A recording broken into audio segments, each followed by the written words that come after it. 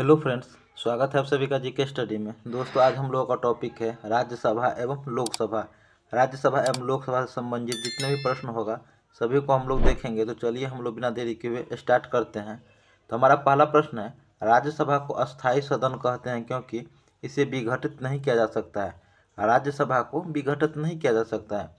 भारत में कौन सा संसद का स्थायी सदन एवं उच्च सदन है? राज्यसभा। भारत में कौन संसद का अस्थायी एवं उच्च सदन है? राज्यसभा। वर्तमान में राज्यसभा के सदस्यों की अधिकतम संख्या कितनी हो सकती है? 250। वर्तमान में राज्यसभा में सदस्यों की संख्या अधिकतम 250 हो सकती है। वर्तमान में राज्यसभा में सदस्यों की प्रभावी संख्या 245 है। वर्तमान समय में राज्यसभा में सदस्यों की प्रभावी संख्या कितनी है? 45 है। भारत के राष्ट्रपति द्वारा राज्यसभा के कितने व्यक्तियों को मनोनीत किए जाते हैं? तो 12। राज्यसभा में राष्ट्रपति द्वारा मनोनीत व्यक्तियों की संख्या कितनी है? 12 है। नेक्स्ट प्रश्न देखेंगे, भारतीय संविधान के किस अनुच्छेद के तहत राज्यसभा के लिए 12 व्यक्तियों को मनोनीत करता है? अनुच्छेद 80 के तहत। संविधान के किस अनुच्छेद के तहत राज्यसभा के लिए 12 व्यक्तियों को मनोनीत करता है? अनुच्छेद 80 के तहत। राज्यसभा में प्रतिनिधित्व होता है राज्यों एवं संघ शासित क्षेत्रों का। राज्यसभा में प्रतिनिधित्व होता है राज्यों एवं संघ शासित क्षेत्रों का। राज्यसभा में सदस्यों का निर्वाचन होता है अनुपातिक के अनुसार एकल संक्रमणीय पद्धति द्वारा। राज्यसभा में सदस्यों का निर्वाचन होता है अनुपातिक के अनुसार एकल संक्रमणीय पद्धति द्वारा। नेक्स्ट है, राज्यसभा के लिए प्रत्येक राज्य के प्रतिनिधियों का निर्वाचन कौन करता है? विधानसभा के निर्वाचित सदस्य। राज्यसभा के लिए प्रत्येक राज्य के प्रतिनिधियों का निर्वाचन कौन करता है? ये करता है विधानसभा के निर्वाचित सदस्य। लोकसभा और राज्यसभा में गणपूर्ति यानी कि कोरम संख्या है कुल सदस्य का 1/10। लोकसभा और राज्यसभा में गणपूर्ति कुल सदस्य का 1/10 है। आगे प्रश्न देखेंगे। प्रश्न है, राज्यसभा में गणपूर्ति के लिए निर्धारित संख्या 25 है। राज्यसभा में गणपूर्ति के लिए निर्धारित संख्या कितनी है? 25 है। राज्यसभा में राज्यों का प्रतिनिधित्व किस बात पर निर्भर करता है? राज्य की जनसंख्या पर। राज्यसभा में राज्यों का प्रतिनिधित्व किस बात पर निर्भर करता है? राज्य की जनसंख्या पर। राज्यसभा में किस राज्य के प्रतिनिधित्व की संख्या सर्वाधिक है? उत्तर प्रदेश। राज्यसभा में किस राज्य का प्रतिनिधि सर्वाधिक है? उत्तर प्रदेश का। उत्तर प्रदेश से राज्यसभा के लिए कितने सदस्य चुने जाते हैं? 31। उत्तर प्रदेश से राज्यसभा के लिए कितने सदस्य चुने जाते हैं? 31 चुने जाते हैं। किस संघ शासित क्षेत्र का राज्यसभा में प्रतिनिधित्व है? दिल्ली और पांडिचेरी का। किस संघ शासित क्षेत्र का राज्यसभा में प्रतिनिधित्व है? दिल्ली और पांडिचेरी का। नेक्स्ट क्वेश्चन देखेंगे, बिहार से राज्यसभा के लिए कितने सदस्य निर्वाचित होते हैं? 16। बिहार से राज्यसभा के लिए कितने सदस्य निर्वाचित होते हैं? 16 निर्वाचित होते हैं। राज्यसभा की सदस्यता के लिए आयु संबंधित अहर्ता है 30 वर्ष से कम न होना चाहिए। राज्यसभा के सदस्यों की आयु 30 वर्ष से कम नहीं होना चाहिए। राज्यसभा के सदस्यों का कार्यकाल 6 वर्ष का होता है। राज्यसभा के सदस्यों का कार्यकाल कितने वर्ष का होता है? 6 वर्ष का होता है। राज्यसभा के 1/3 सदस्य प्रत्येक कितने वर्ष के पश्चात सेवानिवृत्त होते हैं तथा 1/3 सदस्य उसका स्थान लेता है? तो 2 वर्ष के बाद। नेक्स्ट है, राज्यसभा का सभापति कौन होता है? उपराष्ट्रपति। राज्यसभा का सभापति उपराष्ट्रपति होता है। आगे प्रश्न देखेंगे, वह कौन सी सभा है जिसका अध्यक्ष उस सदन का सदस्य नहीं होता है? तो यह है राज्यसभा। वह कौन सी सभा है जिसका अध्यक्ष उस सदन का सदस्य नहीं होता है? राज्यसभा का। राज्यसभा के सभापति का चुनाव कौन करता है? लोकसभा एवं राज्यसभा के निर्वाचित एवं मनोनीत सभी सदस्य। राज्यसभा के सभापति का चुनाव कौन करता है? लोकसभा एवं राज्यसभा के निर्वाचित एवं मनोनीत सभी सदस्य करते हैं। किस निकाय की अध्यक्षता गैर सदस्य करता है? राज्यसभा।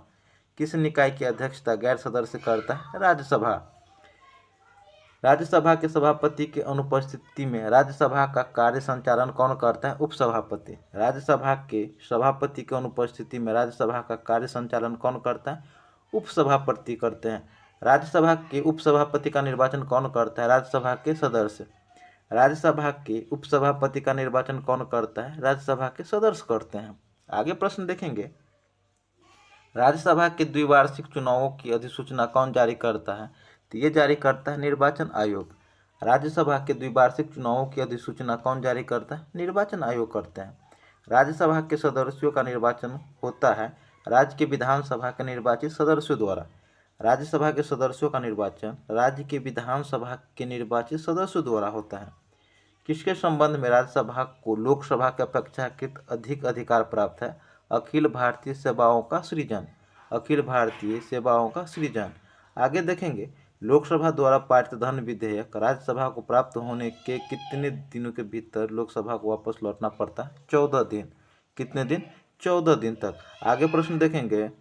आगे प्रश्न है, राज्यसभा सामान्य विधेयक को अधिकतम कितनी अवधि के लिए रोक सकती है? तो 6 माह के लिए। राज्यसभा सामान्य विधेयक को अधिकतम कितनी अवधि के लिए रोक सकता है? 6 माह तक। संसद के किसी भी सदन के 2 सत्रों के बीच अंतराल अधिक नहीं होना चाहिए, 6 माह से अधिक नहीं होनी चाहिए। संसद के किसी भी सदन के 2 सत्रों के बीच अधिकतम समय अंतराल 6 माह से अधिक नहीं होना चाहिए। क्या राष्ट्रपति लोकसभा को राज्यसभा को भंग कर सकता है? नहीं। राष्ट्रपति राज्यसभा को भंग नहीं कर सकते हैं। क्या राज्यसभा के सभापति संसद के दोनों सदनों के संयुक्त अधिवेशन की अध्यक्षता कर सकते हैं? नहीं। राज्यसभा के सभापति संयुक्त अधिवेशन की अध्यक्षता नहीं कर सकते हैं। राज्यसभा के सदस्यों को नामित करने का अधिकार किसको है? राष्ट्रपति को। राज्यसभा के सदस्यों को नामित करने का अधिकार राष्ट्रपति को है। राज्यसभा की बैठकों की अध्यक्षता उपराष्ट्रपति करते हैं। राज्यसभा के बैठकों की अध्यक्षता कौन करते हैं? उपराष्ट्रपति करते हैं। सर्वप्रथम किस फिल्म अभिनेता को राज्यसभा का सदस्य मनोनीत किया गया था? पृथ्वीराज कपूर को। सर्वप्रथम किस फिल्म अभिनेता को राज्यसभा का सदस्य मनोनीत किया गया था? पृथ्वीराज कपूर को मनोनीत किया गया था। राज्यसभा के लिए नामित प्रथम फिल्म अभिनेत्री नरगिस दत्त थी। राज्यसभा के लिए नामित प्रथम फिल्म अभिनेत्री नरगिस दत्त थी। कौन सा प्रसिद्ध हिंदी साहित्यकार राज्यसभा के सदस्य थे? रामधारी सिंह दिनकर। कौन सा प्रसिद्ध हिंदी साहित्यकार राज्यसभा के सदस्य थे? रामधारी सिंह दिनकर थे। आगे प्रश्न देखेंगे, राज्यसभा की प्रथम महिला महासचिव कौन थी? तो ये थी वी.एस. रमा देवी। राज्यसभा की प्रथम महिला महासचिव वी.एस. रमा देवी थी। राज्यसभा का सर्वप्रथम गठन कब हुआ था? 3 अप्रैल 1952 को। राज्यसभा का सर्वप्रथम गठन 3 अप्रैल 1952 को हुआ था। राज्यसभा की प्रथम बैठक कब हुई? 13 मई 1952 को। राज्यसभा की प्रथम बैठक 13 मई 1952 को हुआ था। आगे प्रश्न है, स्वतंत्र भारत में राज्यसभा के प्रथम सभापति कौन थे? Doctor S Radhakrishnan. स्वतंत्र भारत में राज्यसभा के प्रथम सभापति कौन थे? डॉक्टर एस राधाकृष्णन थे। राज्यसभा का गठन भारतीय संविधान के किस अनुच्छेद के अंतर्गत किया गया? अनुच्छेद 80 के तहत। ये गलत है, अनुच्छेद 80 होगा। राज्यसभा का गठन भारतीय संविधान के किस अनुच्छेद के अंतर्गत हुआ है? अनुच्छेद 80 के तहत हुआ है। भारतीय संविधान के किस अनुच्छेद के अंतर्गत कोई सदस्य अयोग्य हो जाए तो उसे राज्यसभा के सदस्यता से वंचित रहना पड़ता है? अनुच्छेद 101 के तहत। नेक्स्ट प्रश्न है, यदि कोई सदस्य बिना सूचनाए कितने दिनों तक राज्यसभा से अनुपस्थित रहे तो उसका स्थान रिक्त समझा जाता है? 60 दिनों तक। कितने दिनों तक अनुपस्थित रह सकता है? 60 दिनों तक। आगे है, भारत में लोकसभा का प्रतिनिधित्व करता है जनता। भारत में लोकसभा का प्रतिनिधित्व करता है कौन? करता है जनता करता है। नेक्स्ट देखेंगे, भारतीय संविधान के किस अनुच्छेद में लोकसभा के गठन के संबंध में प्रावधान किया गया है? अनुच्छेद 81 एवं 331 में। भारतीय संविधान के किस अनुच्छेद में लोकसभा के गठन के संबंध में प्रावधान किया गया है? अनुच्छेद 81 एवं 331 में। नेक्स्ट है, मूल संविधान में लोकसभा सदस्यों की संख्या कितनी निर्धारित की गई है? 50। मूल संविधान में लोकसभा के सदस्यों की संख्या कितनी निर्धारित की गई है? 50 निर्धारित की गई है। 31वें संवैधानिक संशोधन अधिनियम द्वारा लोकसभा के अधिकतम सदस्य संख्या कितनी निर्धारित की गई है? 545। 31वें संवैधानिक संशोधन अधिनियम द्वारा लोकसभा की अधिकतम सदस्य संख्या कितनी निर्धारित की गई है? 545 की गई है। लोकसभा की अधिकतम सदस्य संख्या कितनी हो सकती है? 552। लोकसभा की अधिकतम सदस्य संख्या कितनी हो सकती है? 552 हो सकते हैं। वर्तमान में लोकसभा के कितने सदस्य राज्य की जनता से सीधे निर्वाचित होती है? 530। वर्तमान में लोकसभा के कितने सदस्य राज्यों की जनता से सीधे निर्वाचित करती है? 530 करते हैं। नेक्स्ट है, वर्तमान में संघ शासित क्षेत्रों की जनता लोकसभा में अपने कितने प्रतिनिधियों को निर्वाचित कर भेजती है? ये भेजती है 19। कितने? 19। भारत के राष्ट्रपति आंग्ल भारतीय समुदाय के कितने प्रतिनिधियों को लोकसभा में मनोनीत करते हैं? 2। आगे है, भारत के राष्ट्रपति द्वारा लोकसभा में आंग्ल भारतीय समुदाय के 2 सदस्यों को किस अनुच्छेद के अंतर्गत मनोनीत करता है? अनुच्छेद 331 के अंतर्गत। किसके अंतर्गत? 331 के अंतर्गत। आगे प्रश्न देखेंगे, लोकसभा के निर्वाचन क्षेत्रों की सीमा निर्धारित पहली बार किया गया था, ये किया गया था 1972 में। लोकसभा के निर्वाचन क्षेत्रों की सीमा निर्धारण पहली बार कब किया गया था? 1972 में किया गया था। आगे है, लोकसभा में राज्यों को किस आधार पर सीटें आवंटित होती है? जनसंख्या के आधार पर। लोकसभा में राज्यों को किस आधार पर सीटें आवंटित होती है? जनसंख्या के आधार पर। वर्तमान लोकसभा में प्रत्येक राज्य के लिए सीटों का आवंटन किस जनगणना के आधार पर आधारित है? 2001 की जनगणना पर। वर्तमान लोकसभा में प्रत्येक राज्य के लिए सीटों का आवंटन किस जनगणना के आधार पर आधारित है? 2001 की जनगणना पर। आगे है, लोकसभा में राज्यवार सीटों का आवंटन 2001 की जनगणना पर आधारित है, यानी निर्धारण किस वर्ष तक यथावत रहेगा? 2026 तक रहेगा। कब तक रहेगा? 2026 तक रहेगा। लोकसभा के लिए एक निर्वाचित क्षेत्र कम से कम कितनी जनसंख्या का प्रतिनिधित्व करती है? 7.5 लाख। कितने करते हैं? 7.5 लाख। आगे प्रश्न देखेंगे, लोकसभा में अनुसूचित जाति एवं अनुसूचित जनजातियों के प्रतिनिधियों के लिए कितने सुरक्षित निर्वाचन क्षेत्रों की व्यवस्था की गई है? 131। लोकसभा में अनुसूचित जाति एवं अनुसूचित जनजातियों के प्रतिनिधियों के लिए कितने सुरक्षित निर्वाचन क्षेत्रों की व्यवस्था की गई है? 131 की गई है। आगे प्रश्न देखेंगे, लोकसभा के लिए प्रथम आम चुनाव कब हुआ था? 1952 में। लोकसभा के लिए प्रथम आम चुनाव कब हुआ था? 1952 में हुआ था। भारत में अब तक लोकसभा के लिए कितनी बार चुनाव हो चुका है? 16 बार। भारत में अब तक लोकसभा के लिए कितनी बार चुनाव हो चुका है? 16 बार हो चुका है। लोकसभा का चुनाव लड़ने के लिए इच्छुक व्यक्तियों की न्यूनतम आयु 25 वर्ष होनी चाहिए। लोकसभा का चुनाव लड़ने के लिए इच्छुक व्यक्तियों की आयु 25 वर्ष होना चाहिए। लोकसभा में केंद्र शासित प्रदेशों का प्रतिनिधित्व चुने जाते हैं प्रत्यक्ष निर्वाचन द्वारा। लोकसभा में केंद्र शासित प्रदेशों के प्रतिनिधि चुने जाते हैं प्रत्यक्ष निर्वाचन द्वारा। आगे प्रश्न देखेंगे, भूतपूर्व संसद सदस्यों के लिए पेंशन की व्यवस्था कब लागू की गई? ये लागू की गई थी 1976 में। भूतपूर्व संसद सदस्यों के लिए पेंशन की व्यवस्था 1976 ईस्वी में लागू की गई थी। जब सदन में अति महत्वपूर्ण मामले पर विचार होते हैं तो उस समय को कहा जाता है शून्यकाल। जब सदन में अति महत्वपूर्ण मामलों पर विचार होता है तो उस समय को शून्यकाल कहते हैं। बजट पहले किसके द्वारा पारित किया जाता है? लोकसभा द्वारा। बजट पहले किसके द्वारा पारित किया जाता है? लोकसभा के द्वारा। आगे है, भारत के कौन सा राज्य सबसे अधिक प्रतिनिधि लोकसभा में भेजते हैं? उत्तर प्रदेश। उत्तर प्रदेश सबसे अधिक प्रतिनिधित्व लोकसभा में भेजते हैं। आगे प्रश्न देखेंगे, लोकसभा के बैठक की अंतिम तिथि तथा दूसरी बैठक की प्रथम तिथि के बीच कितने समय का अंतराल नहीं होना चाहिए? 6 माह का अंतराल नहीं होना चाहिए। लोकसभा का विघटन कौन कर सकता है? ये राष्ट्रपति कर सकता है। लोकसभा का विघटन कौन कर सकता है? राष्ट्रपति। आपातकाल के दौरान संसद लोकसभा का कार्यकाल एक बार में कितने समय के लिए बढ़ा सकती है? 1 वर्ष के लिए। आपातकाल के दौरान संसद लोकसभा का कार्यकाल एक बार में कितने वर्ष के लिए बढ़ा सकते हैं? 1 वर्ष के लिए। लोकसभा में कोरम यानी कि गणपूर्ति पूरा के लिए कम से कम कितने सदस्य की जरूरत होती है? कुल सदस्यों का 1/10वां भाग। कुल सदस्यों का 1/10वां भाग। नेक्स्ट है, लोकसभा के किसी सदस्य की सदस्यता कितने दिनों तक लगातार अनुपस्थित रहने पर समाप्त हो जाती है? तो 60 दिन या 2 मंथ तक। कितने दिन तक? 60 दिन या 2 माह तक। लोकसभा में विपक्षी दल होने के लिए न्यूनतम सांसदों की संख्या कितनी है? 55। विपक्षी दल होने के लिए न्यूनतम सांसदों की संख्या 55 होनी चाहिए।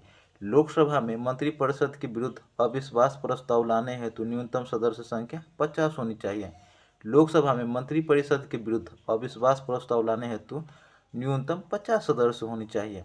नेक्स्ट है, संसद सदस्यों को प्रति माह वेतन के रूप में कितना रुपया मिलता है? 1 लाख। संसद सदस्यों को प्रति माह वेतन 1 लाख रुपया मिलता है। लोकसभा सदस्य अपना त्यागपत्र किसे देते हैं? लोकसभा अध्यक्ष को। लोकसभा का सदस्य अपना त्यागपत्र लोकसभा अध्यक्ष को देते हैं। आगे हैं, लोकसभा के कम से कम कितने सत्र बुलाए जाते हैं? वर्ष में 2 बार। लोकसभा के कम से कम कितने सत्र बुलाए जाते हैं? वर्ष में 2 बार बुलाए जाते हैं। एक वर्ष में लोकसभा के सामान्य कितने सत्र आयोजित किए जाते हैं? 3। एक वर्ष में लोकसभा के सामान्यतः कितने सत्र आयोजित किए जाते हैं? 3 सत्र आयोजित किए जाते हैं। लोकसभा की सामान्य अवधि बढ़ाई जा सकती है संसद द्वारा पारित अधिनियम से। लोकसभा की सामान्य अवधि बढ़ाई जा सकती है संसद द्वारा पारित अधिनियम से। भारत में शून्यकाल कब शुरू हुई थी? 1962 में। भारत में शून्यकाल शुरू हुई थी, कब हुई थी? 1962 में। शून्यकाल शुरू हुई थी 1962 में। लोकसभा में प्रश्नकाल के तुरंत बाद का समय शून्यकाल कहलाता है। प्रश्नकाल के तुरंत बाद का समय शून्यकाल कहलाता है। आगे प्रश्न देखेंगे, राज्यसभा और लोकसभा की समान संख्या किस क्षेत्र में है? तो यह है संविधान संशोधन में।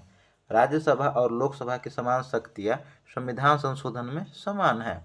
नेक्स्ट है, किसके सलाह पर राष्ट्रपति लोकसभा के को कार्यकाल पूरा के पूर्व भंग कर सकते हैं? प्रधानमंत्री की सलाह पर। किसके सलाह पर राष्ट्रपति लोकसभा को कार्यकाल पूरा करने के पूर्व भंग कर सकती है? प्रधानमंत्री की सलाह पर। किसे लोकसभा के अभिरक्षक कहा जाता है? लोकसभा अध्यक्ष को। लोकसभा का अभिरक्षक लोकसभा अध्यक्ष होते हैं। लोकसभा के अध्यक्ष को कौन चुनता है? लोकसभा के सदस्य। लोकसभा अध्यक्ष को चुनता है, लोकसभा के सदस्य चुनते हैं। अस्थायी लोकसभा अध्यक्ष को नियुक्त करता है राष्ट्रपति। अस्थायी लोकसभा अध्यक्ष को राष्ट्रपति नियुक्त करते हैं। लोकसभा का नेता कौन होता है? प्रधानमंत्री। लोकसभा का नेता कौन होता है? प्रधानमंत्री होता है। आगे प्रश्न देखेंगे, आगे हैं, किसी विशेष दिन लोकसभा में अधिकतम कितने तारांकित प्रश्न पूछे जा सकते हैं? 20। किसी विशेष दिन लोकसभा में अधिकतम कितने तारांकित प्रश्न पूछे जा सकते हैं? 20। मतदाता संख्या की दृष्टि से देश का सबसे बड़ा लोकसभा निर्वाचित क्षेत्र मल्काजिगिरी है। मतदाता जनसंख्या की दृष्टि से देश का सबसे बड़ा लोकसभा निर्वाचित क्षेत्र मल्काजगिरी है। नेक्स्ट देखेंगे, भारत में क्षेत्रफल की दृष्टि से सबसे बड़ा संसदीय निर्वाचन क्षेत्र कौन सा है? लद्दाख। भारत में क्षेत्रफल की दृष्टि से सबसे बड़ा संसदीय निर्वाचन क्षेत्र कौन सा है? लद्दाख है। भारत में क्षेत्रफल की दृष्टि से सबसे छोटा संसदीय क्षेत्र लक्षद्वीप है। सबसे छोटा संसदीय क्षेत्र कौन सा है? लक्षद्वीप है। अविश्वास प्रस्ताव किस सदन में लाया जाता है? लोकसभा में। अविश्वास प्रस्ताव किस सदन में लाया जाता है? लोकसभा में लाया जाता है। आगे प्रश्न देखेंगे, आगे प्रश्न है, लोकसभा में अनुसूचित जाति एवं अनुसूचित जनजाति के लिए सीटों का आरक्षण संविधान के किस अनुच्छेद में है? अनुच्छेद 330 में है। अनुसूचित जाति एवं अनुसूचित जनजाति के लिए सीटों का आरक्षण अनुच्छेद 330 के अंतर्गत है। लोकसभा में अनुसूचित जाति के लिए आरक्षित स्थानों की संख्या कितनी है? 84। लोकसभा में अनुसूचित जाति के लिए आरक्षित सीटों की संख्या कितनी है? 84 है। नेक्स्ट है, भारतीय संविधान के अनुसार धन संबंधी विधेयक सर्वप्रथम प्रस्तुत किया जाता है लोकसभा में। भारतीय संविधान के अनुसार धन संबंधी विधेयक सर्वप्रथम लोकसभा में प्रस्तुत किए जाते हैं। भारत के कौन सा राज्य लोकसभा में अनुसूचित जनजाति के सर्वाधिक प्रतिनिधित्व निर्वाचित करता है? मध्य प्रदेश।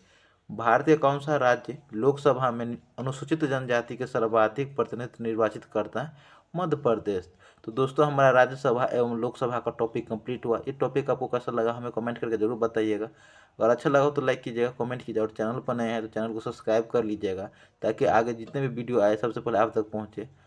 तो मिलते हैं नेक्स्ट टॉपिक में, तब तक के लिए जय हिंद, जय भारत।